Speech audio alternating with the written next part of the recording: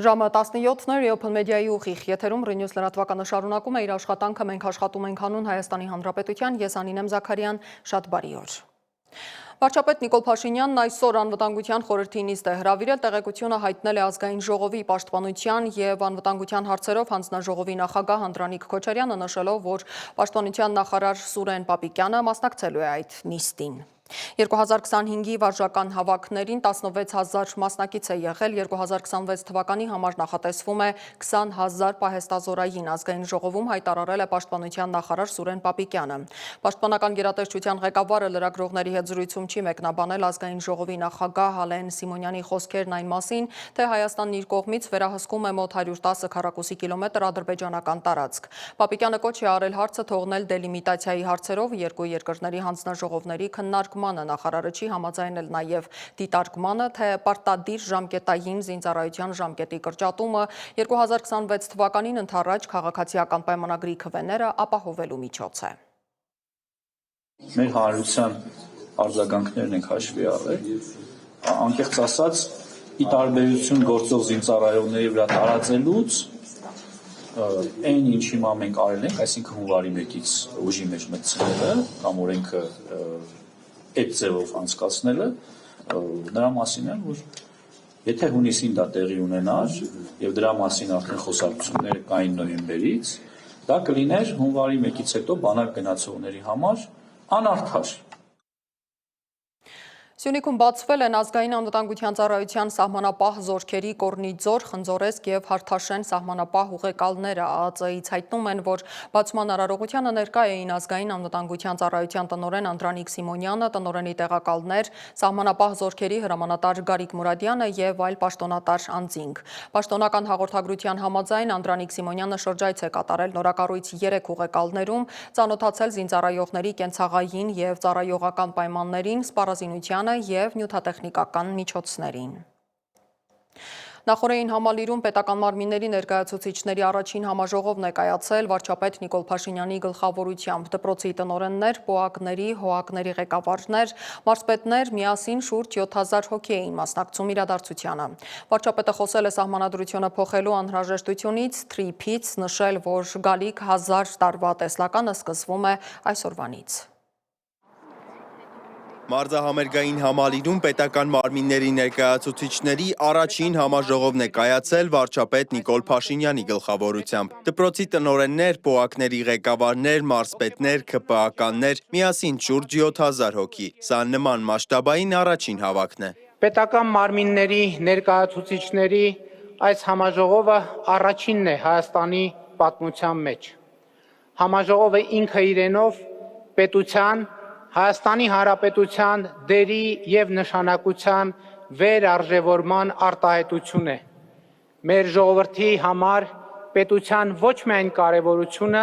այլև կենսականությունը ընդգծելուն ուղղված միջոցառում։ Համաժողովի բնորոշման հետ համաձայն չեն ընդդիմադիրները, պատգամավոր Արտուր Խաչատրյանը կարծում է, այսպիսի մասշտաբային հավաքներ Ստալինը, Հիտլերն ու մյուս բռնապետերն են արել։ Սա բացահայտ ու բացարձակ միահեծան բռնակալություն է, եւ դրանով հանդերձ սա խղճուկ ուղերձ պաղատանքեր Ալիևին, օգնիր հաղթեմ ընտրություններում ու կփոխեմ սահմանադրությունն ու ամենն ինչ կկամենաս։ Կարևոր է գաղափարաբանությունը, որով աշխատում են պետական մարմինները, բայց հավաքվածներին նաև վարձատրությունն է հետաքրքրում։ Երբ են բարձրացնելու պետական մարմիններում աշխատողների աշխատավարձերը, վարչապետը ներկայացնում է ըստ էության բոնուսների սիստեմը։ Ամփոփում ենք արդյունքները փոխվարչապետերի եւ իմ մասնակցությամբ եւ գնահատում ենք եւ այդ գնահատականի հիման վրա նաեւ որոշակի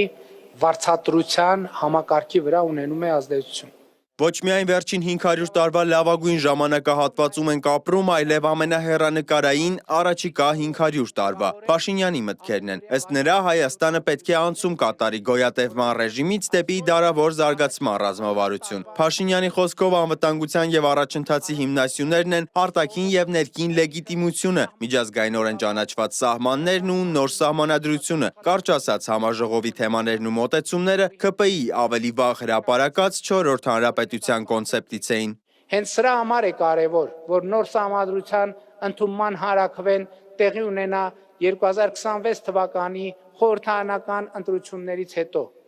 Դա հնարավորություն է, որ բոլոր ուժերը համադրության օրակարգի հետ կապված իրենց ասելիքը ու մոտեցումները նախ խորհրդարանական ընտրությունների քարոզարշավում կիսեն ժողովրդի հետ։ Իսկ արդեն ընտրությունների արդյունքում ժողովրդի վստահության քվեն ստացած քաղաքական մեծամասնության դիրքորոշումը վճռական կլինի համադրության վերջնական նախագծի ձևավորման գործում։ Հավաքի ինտրիգներից մեկը երկչուհի Իվետա Մուկուչյանի ելույթն էր, ավելի ուշ նա գրառմամբ անդրադարձել էր, որ հաճելի է վարչապետի առաջ ելույթ ունենալը։ Եկեք չքաղաքականացնենք, բայց հաճելի էր վարչապետի կողմից ընտրվել որպես միակ արտիստ ելույթ ունենալու Հայաստանի պետական մարմինների ներկայացուցիչների առաջին համաժողովի ժամանակ 7000 քաղաքական գործիչների համար։ Իսկ դահլիճի պատերից դուրս Արարատի մարզպետին թվում էր, թե լրագրողները կինո են նկարում։ Ֆիլմի գլխավոր հերոսի վստահությամբ էլ արձագանքեց լրագրողին, որը հիշեցնում էր նրա նախկին դիրքորոշումը։ Ոնց որ կինո նկարեք, Ձեր հարցին կպատասխանեք, ձեր արձագանքը արդեն կողմեք անկլավների փոխանակման տարածքների, թե կարծում եք ես կողմ եմ Հայաստանի իշխանությանը։ Բայց ժամանակին ասում եք չի կարող նման բան լինել Տիգրան Հաշեմի հիմա ինչ արել մի խոսեք։ Սիմոն Հովանիսյան, Reopen Media։ Երկրորդ նախագահ Ռոբերտ Քոչարյանը իր գործով դատական նիստերի վերաբերյալ արհեստական բանականությանը հարցադրում է արել, արդյոք հնարավոր է առանց քրեական հոդվածի մեղադրյալի կարգավիճակ ունենալ, այս մասին Քոչարյանն այսօր ասել է դատական նիստի ժամանակ։ ՍԴ որոշումից հետո, երբ հակասահմանադրական էր ճանաչվել Քոչարյանի և մյուսների գործով մեղադրանքի հոդվածը, բոլորի նկատմամբ քրեական հետապնդումը դադարեցվել էր։ Այսօր նաև հայտնի է դարձել, որ դատարաններին շրջաբերական է իջեցվել դատական գործընթացների ողջամիտ ժամկետները պահպանելու և մոտավորապես մեկ տարվա ընթացքում տեղավորվելու հրահանգով։ Ես դիմել եմ հայաստական բանականության հետևած հարցադրումով։ Հնարավոր է արդյոք առանց քրեական հոդվածի մարդ ունենալ մեղադրյալի կարգավիճակ։ Եվ արդյոք կա որևէ այս երկրագնդի վրա որևէ մի երկիր, որտեղ դա հնարավոր է, երկու երկրներից մեկը։ Շատ երկար աշխատելուց հետո, ամբողջ այդ big data մշակելուց հետո, ինձ ասել են, սա աբսուրդ է, սա անհնար է, և չկա աշխարհում որևէ մեկ երկիր, որտեղ դա հնարավոր է։ Ամենանդեպս եղած այս data-ի մեջ այդպիսի օրինակ հայաստական բանականությունը չի գտել։ Անձին դիտավորությամբ ծանր վնաս են պատճառում, որը անզուգությամբ առաջացրել է մահ, որը պայմանականորեն սահմանադրական դատարանը մի օր հակասահմանադրական ճանաչել։ Տեսեք, ուրիշ օրինակ եմ բերում։ Դա եւս կարող են լինել անձինք, որ ասեն աբսուրդ է։ Անձին դիտավորությամբ առնական վնասվածք է պատճառվել, ուրիշ օրինակ եմ բերում, որը հակասահմանադրական է ճանաչվել։ Հիմա ես ընդհանրապես նախագահ դատավոր ընդհանրապես արհեստական բանականությանը հարցեր ուղղել, որ այս ծավալի քրեական գործ եթե լինի, որքան ժամանակ է անհրաժեշտ, որպեսզի քննենք ավարտենք։ Արհեստական բանականությունը մեկ շաբաթյա գրաֆիկով 2.5 տարի էր նշել։ Ամիսի 2 դատական նիստ անցկացնելու դեպքում 4-ից 6 տարի։ Ամիսը 1 դատական նիստ անցկացնելու դեպքում 6-ից 8 տարի, եթե բոլոր դատական նիստերը կայանան։ Բաքվի Ահմեդ Ռաջաբլի փողոցում գտնվող բիզնես կենտրոնում տեղի ունեցած ավերիչ պայթյունի պատճառը շենք ներթափանցած գազն է եղել, որը շինություն է լցվել վնասված գազատարից։ Գազը կուտակվել է շենքի նկուղում առավոտյան, երբ աշխատակիցը լույսը վառել է, տեղի է ունեցել պայթյուն։ Փրկարարները 7 հոգու են դուրս բերել ավերակներից, 5 մարդ հայրվածքներով և այլ վնասվածքներով հոսպիտալացվել է։ Հայաստանի և Ադրբեջանի քաղաքասարակության ներկայացուցիչների միջև Բաքվում երկօրյա հանդիպումն ավարտվել է։ Երևան վերադառնալուց հետո հրավիրված ասուլիսում հայկական պատվիրակության անդամները պատմել են, որ այցի կարևոր հանդիպումներից էր Ադրբեջանի նախագահի օգնական Հիկմեթ Հաջիևի հետ քննարկումը, որի ընթացքում հայկական կողմին է փոխանցել առանցքային ուղերձ։ Պատվիրակությունները քննարկել են վստահության մթնոլորտի ձևավորման խոչընդոտող գործոնները, կարևորել սադրիչ ռետորաբանությունից հրաժարվելու անհրաժեշտությունը։ Ռազմագերիների թեմայով Հաջիևն ասել է, թե այդ հարցով ակտիվ բանակցային գործընթաց է ընթանում։ Բաքվից վերադարձած հայ փորձագետները պատմում են, որ ինչպես իրենց ադրբեջանցի գործընկերները Երևանում, իրենք էլ Բաքվում են իրենց անվտանգ զգացել։ Այցի ընթացքում առանցքային է եղել հանդիպումը Ադրբեջանի նախագահի օգնական Հիկմեթ Հաջիևի հետ, որը հստակ ուղերձ է հղել հայ հանրությանը։ Մի քանի ուղերձ, որ մեր հանդիպման ժամանակ Ադրբեջանի նախագահի օգնականի հետ ինքը խնդրել է, որպեսզի մենք փոխանցենք Հայաստանի հասարակությանը։ Առաջինը այն է, որ ուրեմն պատերազմը ավարտվել է, Ադրբեջանի համար այլևս պատերազմ չկա, որ կոնֆլիկտը ավարտվել է, որ հայ-ադրբեջանական կոնֆլիկտը իրենց համար ավարտված է, որ իրենք ուզում են այս չպատերազմ վիճակից կառուցեն խաղաղություն եւ գնան դեպի խաղաղություն, Ադրբեջանը Հայաստանի նկատմամբ որևէ տարածքային պահանջ չունի։ Ես Արեգ Քոչինյանն եմ։ Սակայն հաշտեցման ճանապարհը լի է խոչընդոտներով։ Փորձագետներն ընդունում են, որ տասնամյակներով կուտակված անվստահությունն ու վիրավորանքը մեկ օրում չեն անհետանալու։ Ամեն առաջինը, որ երբ որ ադրբեջանցի փորձագետներն ու քաղաքասարակության ներկայացուցիչներն էին Հայաստանում, մենք տեսանք իրենց նկատմամբ, այսպես իրենց նախկին հայտարարությունների, իրենց նախկին ելույթների, իրենց նախկին գործողությունների վերհանում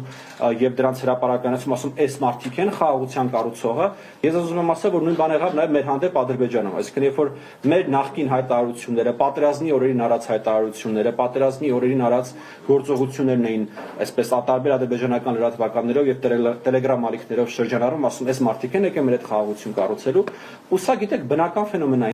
Քոչինյանի հիշեցրած դեպքը Երևանյան այցի ժամանակ այստեղ եկած կնոջ մասին է, որը որպես ակտիվիստ էր մասնակցում Արցախի շրջափակմանը, եւ դա մեծ աղմուկ էր բարձրացրել։ Այդ մասին Ռիոփն հարցրել էր Հայաստան եկած ադրբեջանցիներից մեկին։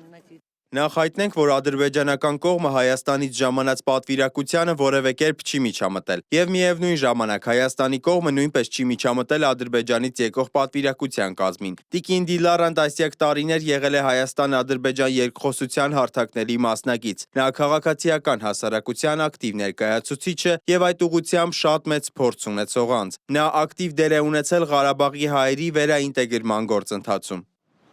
Հաջիևի հետ քննարկել են նաև հայ գերիների հարցը, բայց տեսակցել է իրենց համար առաջնահերթություն չի եղել։ Նաիրա Սուլթանյանի խոսքով ոչ մի սահմանափակում չի եղել, որ այս հարցը չբարձրացնեն։ Միջազգային կառույցներում եւս շարունակելու են խոսել այդ մասին։ Ադրբեջանական կողմի հետ ուղիղ այս թեմայով խոսելը մեզ համար նոր վիճակ էր, կարելի է ասել, հատկապես պարոն Հաջիևի առջև նստած, եւ մենք փորձեցինք մեր խոսքը ձևակերպել դիվանագիտորեն եւ հիմնավորել նրբանկատորեն, որպիսի արդյունքում կողմերի միջև առաջանա այսպես վստահության եւ փոխադարձ ընկալման զգացողություն, ինչի հետևանքով էլ հույս ունենք, որ այս խնդիրները ավելի արագ կլուծվեն։ Ցավով պիտի ասեմ, որ հստակ եւ կոնկրետ պատասխան չենք ստացել թվի, մարդկանց անունների եւ այլն, բայց այստեղ Հայաստանի իշխանություններն են մեզ հավաստիացրել, որ շարունակաբար ջանքեր են կիրառում, պարոն Հաջիևն էլ իր հերթին մեզ հավաստիացրեց, վստահեցրեց, որ շատ ակտիվ բանակցային գործընթաց ընթանում է։ Հայ եւ ադրբեջանցի փորձագետները Բաքվում քննարկել են նաեւ հանրային մակարդակում զգայուն հարցերը, տեղանունների խնդիրը։ Հայկական կողմը հատկապես պարոն Հաջիևի հետ հանդիպանը բարձրացրել է տարբեր գրգռիչ գործոնների չեզոքացման խնդիրը, այսինքն դրանցից է օրինակ ադրբեջանական տարբեր մակարդակի պաշտոնյաների կողմից երբեմն սադրիչ, երբեմն խնդրահարույց հռետորաբանության բառակազմի կիրառումը հայ-ադրբեջանական կարգավորման գործընթացի վրա վերաբերյալ խոսելիս միևնույն ժամանակ ադրբեջանական մեդիաներում մենք բարբերաբար հանդիպում ենք տեղանունների խնդրին։ Վերջին նման օրինակը Ազերտ Հաջիի հրապարակումն էր ռուսալեզու, որտեղ Երևանը Իրևան էր գրվել։ Այս հարցը հենց կոնկրետ օրինակով ներկայացվեց եւ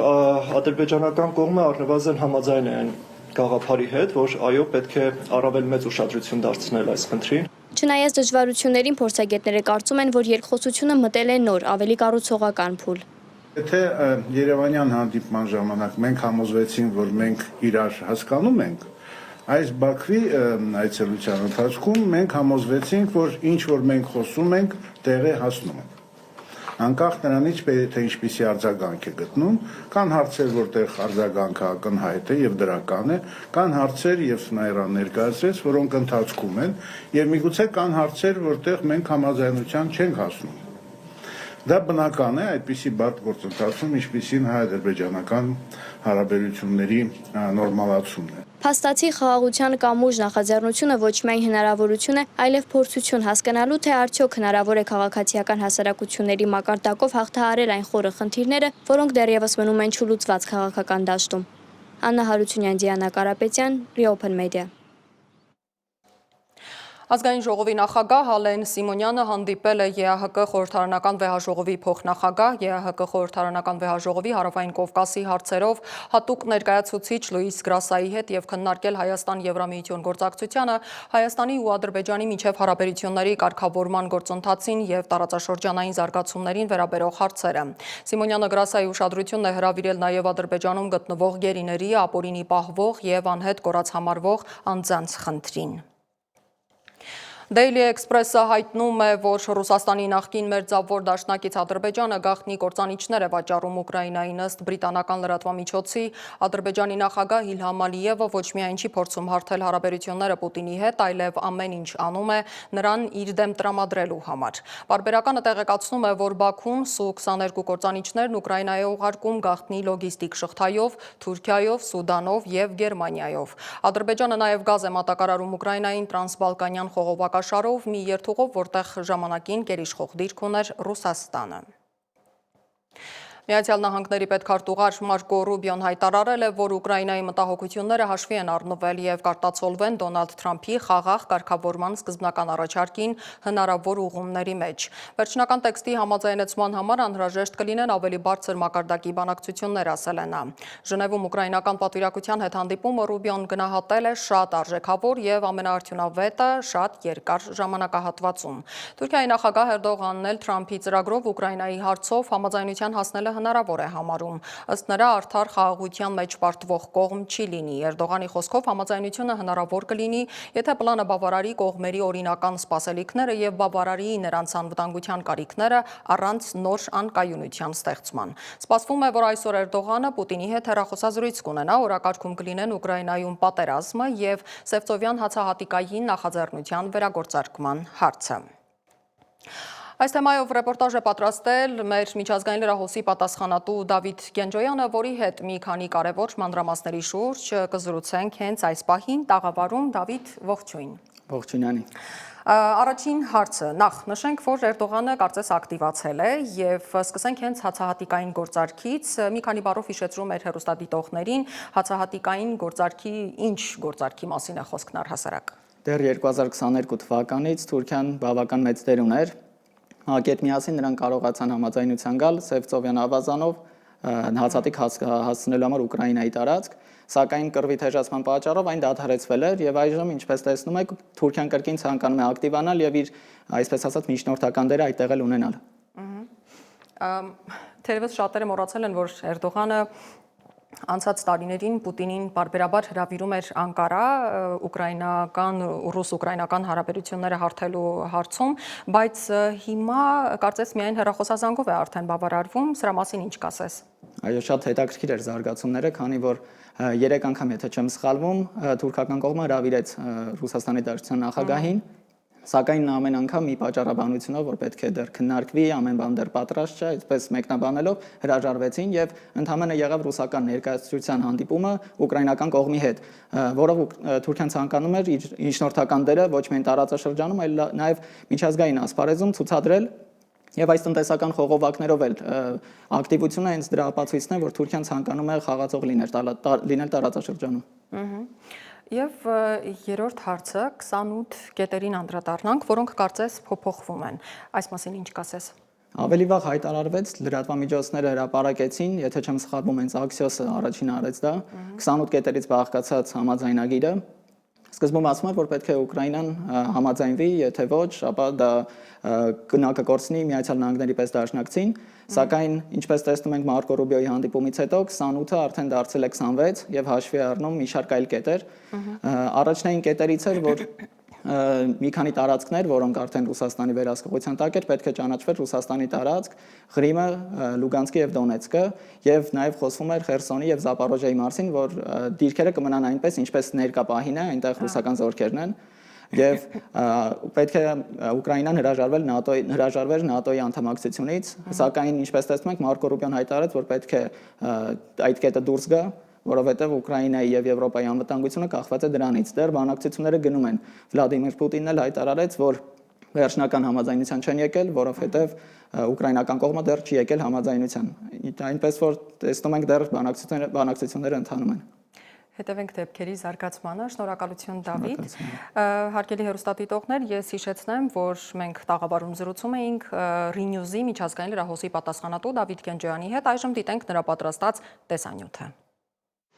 Ժնևում Միացյալ Նահանգների եւ Ուկրաինայի միջև ընթացող խաղաղության շուրջ բանակցությունները կրկին միջազգային դիվանագիտական ջանքերի կիզակետում են հայտնվել, որոնց նպատակը Ռուսաստանի հետ շարունակվող պատերազմին վերջ դնելն է։ Քննարկման առանցքում Միացյալ Նահանգների նախագահ Դոնալդ Թրամփի առաջ քաշած 28 կետանոց նախնական ծրագիրն էր, որը լայնորեն քննադատում էին Կիևը եւ նրա դաշնակիցները Մոսկվային չափազանց մեծ զիջումների մտավախությամբ, մասնավորապես տարածքային կորուստներ եւ Ուկրաինայի ռազմական հավակնությունների սահմանափակում։ Վերջնաժամկետը մեկն է։ Մենք ուզում ենք պատերազմը հնարավորինս շուտ ավարտել։ Ակնհայտորեն մենք կցանկանայինք, որ դա լիներ 5 շաբթի։ Այսօրվա կարևորագույն կետն այն է, որ մենք զգալի առաջընթաց ենք գրանցել։ Մենք իսկապես առաջ ենք շարժվել։ Այնպես որ ես շատ լավատես եմ, որ մենք կհասնենք դրան շատ ողջամիտ ժամկետում, շատ շուտով։ Ուկրաինայի նախագահական գրասենյակի ղեկավար եւ գլխավոր բանակցող Անդրեյ Երմակը նույնպես հաստատել է շատ լավ առաջընթացը դեպի արդար եւ կայուն խաղաղություն։ Մենք ունենք շատ լավ առաջընթաց եւ մենք առաջ ենք շարժվում դեպի արդար եւ կայուն խաղաղություն։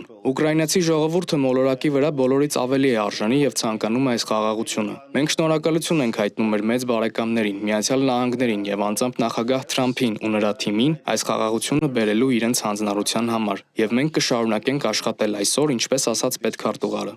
Ֆրանսիայի նախագահ Էմանուել Մակրոնը ավելի վաղ G20 գագաթնաժողովի շրջանակում ընդգծել է Ուկրաինայում կայուն խաղաղության հասնելու անհրաժեշտությունը, կարևորելով Ուկրաինայի ինքնիշխանությունը եւ եվրոպական անվտանգությունը ցանկացած լուծման հարցում։ Այժմ մենք ունենք ընդամենը մեկ խնդիր եւ մեր խնդիրն այս բանակցություններում կամ այս կետում ԱՄՆ-ն չէ։ Մեր բոլորիս միակ խնդիրը Ռուսաստանն է, որը սկսեց այս պատերազմը, որը հրաժարվեց ընդունել հրադադարի առաջարկները փետրվարին, մարտին, հուլիսին, օգոստոսին եւ այլն։ Եվ որևէ ցուցում չտրամադրեց։ Եթե նրանք հիմա պատրաստ են պարզապես հրադադար ունենալ եւ դիտարկել Ուկրաինայի մարդասիրական իրավիճակը, ապա դա պետք է լինի ոչ միայն արևելքում, այլև ամենուր։ Խաղաղության ծրագրի վերաբերյալ բանակցությունները հանգեցրել են նախնական առաջարկների զգալի փոփոխությունների։ Հանվել է ՆԱՏՕ-ի եւ Եվրոպայի հետ կապված հարցերը եվրոպական եւ ուկրաինական շահերը պաշտպանելու համար։ Հիմնական քննարկվող կետերը մնում են Ուկրաինայի տարածքային ամբողջականության պահպանումը, այսինքն տարածքային զիջումներից հրաժարումը, ռազմական կարողությունների սահմանափակումների մերժումը եւ Ռուսաստանի ագրեսիայից պաշտպանող հուսալի անվտանգության երաշխիքների ձևավորումը։ Չնայած զգալի առաջընթացին վերջնական համաձայնության համար դեռևս անհրաժեշտ է մեղմել տարածայնությունները եւ ստանալ երկու նախագահների հաստատումը։ Ուկրաինայի նախագահ Զելենսկին ընդգծել է, որ Կիևը կշարունակի աշխատել գործընկերների հետ։ Երկրի ներսում սակայն թե հասարակության, թե զինվորականների շրջանում զգալի թերահավատություն կա, հատկապես այն բանից հետո, երբ նախկին նախագծերը ըստ տեղեկությունների ներառել են տարածքային զիջումներ։ Հենց հիմա մենք գտնվում ենք մի կարևորագույն պահում, եւ մենք սերտորեն աշխատում ենք Միացյալ Նահանգների, եվրոպական գործընկերների, բազմաթիվ այլոց հետ քայլեր սահմանելու համար, որոնք կարող են դադարեցնել Ռուսաստանի պատերազմը մեր Ուկրաինայի դեմ եւ բերել իրական անվտանգություն։ Մարտական գործողությունները շարունակվում էին բանակցությունների ֆոնին։ Ռուսաստանը Կիրակի օրը հայտարարել է, որ գրավել է եւս 3 բնակավայր՝ Պետրովսկոյեն Դոնեցկի մարզում եւ Տիխոյեն եւ Օտրադնոյեն Դնեպրոպետրովսկի մարզում։ Միևնույն ժամանակ Ուկրաինայի հրամանատարությունը զեկուցել է 1 օրում 162 մարտական բախման մասին։ Բացի այդ, նոյեմբերի 23-ին ռուսական ուժերը զանգվածային անօդաչու թռչող սարքերի հարձակում իրականացրեցին Խարկովի վրա, սպանելով 4 եւ վիրավորելով 12 մարդու։ Կիևն իր հերթին հարվածներ է հասցրել Մոսկվայի մարզում գտնվող Շատուրայի ջերմաէլեկտրակայանին, ինչը հանգեցրել է խոշոր հրդեհի եւ ջեռուցման համակարգի խափանումների Ռուսաստանի խորքում։ Միրնոգրադի փողոցներում արտերը շարունակվում են։ Ռուս զորաբաժանումները արդեն գրավել են 148 շենք։ Պոկրովսկում ռուսներն ավարտում են քաղաքի ամբողջական գրավումը։ Թրամփը սոցցանցերի իր էջում վերջին գրառման մեջ նշել է, որ ռուս-ուկրաինական հակամարտությունում հավանաբար ինչ-որ լավ բան է տեղի ունենում։ Դավիթ Գենջոյան, Open Media։ Պակիստանի անվտանգության ուժերի 5 աշխատակիցներ զոհվել են եւս 6 վիրավորվել Փեշավարում մահապարտների հարձակման հետևանքով։ Ըստ Reuters-ի 2 զինյալ ներխուժել է Փեշավարի սահմանապահ ծառայության շենք, կրակ բացել, ապա պայթեցրել իրենց ներսում։ Չինաստանը անխոհեմ եւ ցնցող է անվանել Ճապոնիայի վարչապետ Սանաե Տակաիչիի մեկնաբանությունները Թայվանում Ճապոնիայի հնարավոր ռազմական գործողությունների վերաբերյալ։ Պեկինն այդ ամենը որակել է միջազգային իրավունքի կոպիտ խախտում եւ սպառնացել ռազմական պատասխան պատասխանով ցանկացած ագրեսիայի դեպքում։ Չինաստանի արտգործնախարար Վան Ին հայտարարել է, որ Ճապոնիան հատել է կարմիր գիծը։ Վան Ին ավելացրել է, որ բոլոր երկրները պատասխանատվություն են կրում ճապոնական միլիտարիզմի վերածննդի կանխարգելման համար։ Միջազգային մյուս կարևոր լուրերը մեկ տեսաշարով։ Ռուսաստանը հայտարարել է, որ վերահսկողության տակ է վերցրել ևս 3 բնակավայր՝ Պետրովսկոյեն Դոնեցկի եւ Տիխոյեն ու Օտրադնոյեն Դնեպրոպետրովսկի մարզում, իսկ Ուկրաինան հաղորդել է ճակատային գծում տեղի ունեցած 162 մարտական բախումների մասին, շարունակելով պաշտպանական գործողությունները Պոկրովսկի մերձակայքում։ Ռուսական ուժերը նաև անօդաչու թռչող սարքերով զանգվածային հարձակում են իրականացրել Խարկովի վրա, որի հետևանքով զոհվել է առնվազն 4 մարդ, 12-ը վիրավորվել են։ Ժնևում Միացյալ Նահանգների պետքարտուղար Մարկո Ռուբիոն եւ Ուկրաինայի ներկայացուցիչ Անդրեյ Երմակը բանակցություններ են վարել ռուս-ուկրաինական հակամարտությունը դադարեցնելու 28 կետանոց պլանի շուրջ, զեկուցելով իրենց բնութագրմամբ ամենաարդյունավետ եւ շատ լավ առաջընթացի մասին։ Չնայած այս դրական գնահատականներին, կողմերը դեռևս պետք է հարթեն մի շարք տարաձայնություններ, հատկապես Ուկրաինայի անվտանգության երաշխիքների եւ ՆԱՏՕ-ի դերի վերաբերյալ։ Ուկրաինացի զինվորականները հայտարարում են, որ չեն ընդունի որևէ խաղաղության պայմանագիր, որը ներառում է տարածքային զիջումներ։ Հանգստյան օրերին, չնայած 1 տարի առաջ Միացյալ Նահանգների միջնորդությամբ կնքված զինադադարին, Իսրայելն ավիաառված է հասցրել Բեյրութի հարավային արվարձաններին, թիրախավորելով եւ սպանելով իրանամետ Հեզբոլայի բարձրաստիճան զինվորական գործիչ Հայթամ Ալի Թաբթաբային։ Հարվածի հետևանքով զոհվել է 5 եւ վիրավորվել 28 մարդ։ Հարվածը Հեզբոլայի պաշտոնյաները որակել են Կարմիր գծի հատում։ Վարչապետ Բենյամին Նեթանյահուն հայտարարել է, որ Իսրայելը թույլ չի տա Հեզբոլային վերականգնել իր ուժերը։ Լիբանանի նախագահ միջազգային հանրությանը կոչ է արել միջամտել իսրայելական հարձակումները դադարեցնելու համար։ Նիգեր նահանգի Սուրբ Մարիամ կաթոլիկ դպրոցից առևանգվել է ավելի քան 300 երեխա եւ մանկավար, ինչի հետևանքով նահանգապետը հրամայել է փակել բոլոր ուսումնական հաստատությունները։ Դեպքը տեղի է ունեցել Նիգերիայում զինված խմբերի եւ իսլամիստ ապստամբների հարձակումների աճի ֆոնին։ Երկրի բնակիչները կառավարությունից պահանջում են ավելացնել անվտանգության ուժերի տեղակայումը եկեղեցիներում, դպրոցներում եւ հասարակական վայրերում, քաղաքացիներին պաշտպանելու նպատակով։ Դաշնային ոստիկանությունը կալանավորել է Բրազիլիայի նախկին նախագահ Ժայր Բոլսոնարոին, տնային կալանքի պայմանները խախտելու եւ ենթադրյալ փախուստի ռիսկի պատճառով, ինչպես նաեւ նրա տան մոտ աջակիցների հավաքը կանխելու նպատակով։ Բոլսոնարոն հայտարարել է, որ ինքը դեղորայքի հետևանքով առաջացած պարանոյա կամ հալյուցինացիա է ունեցել, որն իրեն դրդել է պոկել էլեկտրոնային թևնոցը, հերքելով փախուստի ցանկացած մտադրություն։ Մինչ նախկին առաջնորդը կալանքի տակ էր Բրազիլիայի ոստիկանական բաժանմունքում, Սան Պաուլոյում նրա հակառակորդները Պաուլիստա պողոտայում ցույցեր էին անցկացնում, պահանջելով ոչ մի դեպքում ներում չշնորհել նախկին նախագահին։ Միացյալ Նահանգները պատրաստվում է Վենեսուելայի դեմ ուղղված գործողությունների նոր փուլ սկսել, ուժեղացնելով ճնշումը Նիկոլաս Մադուրոյի կառավարության վրա, մեղադրելով նրան թմրանյութերի ապօրինի շրջանառության մեջ, ինչը Մադուրոն հերքում է, պնդելով, որ Թրամփի վարչակազմը ցանկանում է տապալել իրեն։ Ռազմական կուտակումներ են տեղի ունենում Կարիբյան ավազանում, եւ Միացյալ Նահանգները լիազորել է կենտրոնական հետախուզական վարչության գաղտնի գործողությունները, իսկ դաշնային ավիացիոն վարչությունը զգուշացրել է օդանավերին թռիչքների ժամանակ զգուշություն ցուցաբերել։ Այս սպառնալիքների ֆոնին Վենեսուելայի քաղաքացիները մասնակցել են համաժողովրդական խորհրդակցության, որի ընթացքում տարբեր համայնքների ներկայացուցիչները զորակցություն են հայտնել նախագահ Մադուրոյին։ Դավիթ Գենջոյան, Ռիոփն մեդիա։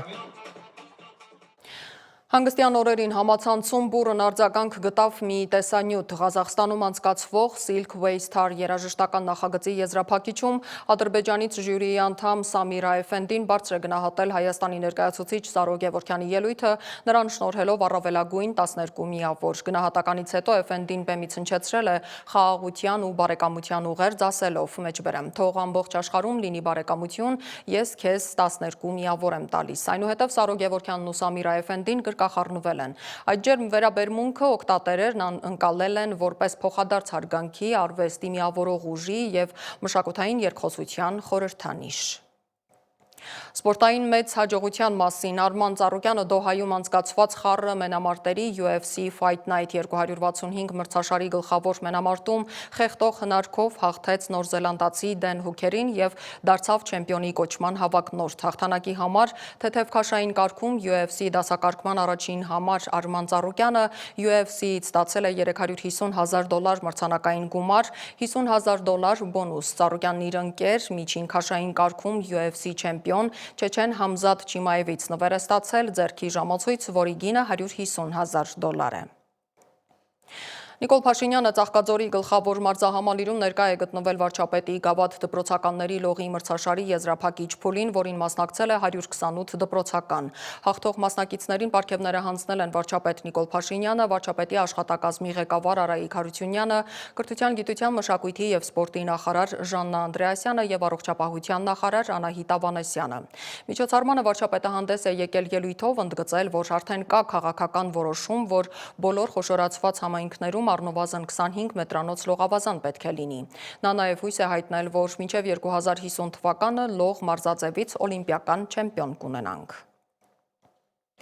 Եվ վերջում 99 տարեկանում մահացել է լեգենդար խորհրդային ֆուտբոլիստ ու մարզիչ Նիկիտա Սիմոնյանը, օլիմպիական չեմպիոնի մահվան մասին հայտնել է Ռուսաստանի ֆուտբոլային վետերանների միության նախագահ Ալեքսանդր Միրզոյանը։ 1973-ից 74 թվականներին Նիկիտա Սիմոնյանը գլխավորել է Երևանի Արարատը, որի հետ դարձել է ԽՍՀՄ չեմպիոն եւ գավաթակիր։ Նա Արարատում աշխատել է նաև 1984-ից 85 թվականներին։ Մոսկվայի Սպարտակի կազմում նա խաղացողի կարգավիճակում դարձել է ԽՍՀՄ քառակի չեմպիոն, գլխավոր մարզիչի դերում կրկնակի չեմպիոն։ Նա Սպարտակի բոլոր ժամանակների լավագույն ռմբարկուն է։ Այսքան այս ժամի համար հիշեցնեմ, որ մեզ կարող եք գտնել սոցիալական բոլոր հարթակներում, միացեք հատկապես Տելեգրամյան մեր ալիքին, հենց հիմա ձեր էկրաններին տեսնում եք Տելեգրամյան մեր ալիքի QR կոդը։ Ես Անին եմ Զաքարյան, մենք էլ աշխատում ենք հանուն Հայաստանի Հանրապետության, ձեզ բարի ու խաղաղ երեկո եմ մաղթում, կհանդիպենք։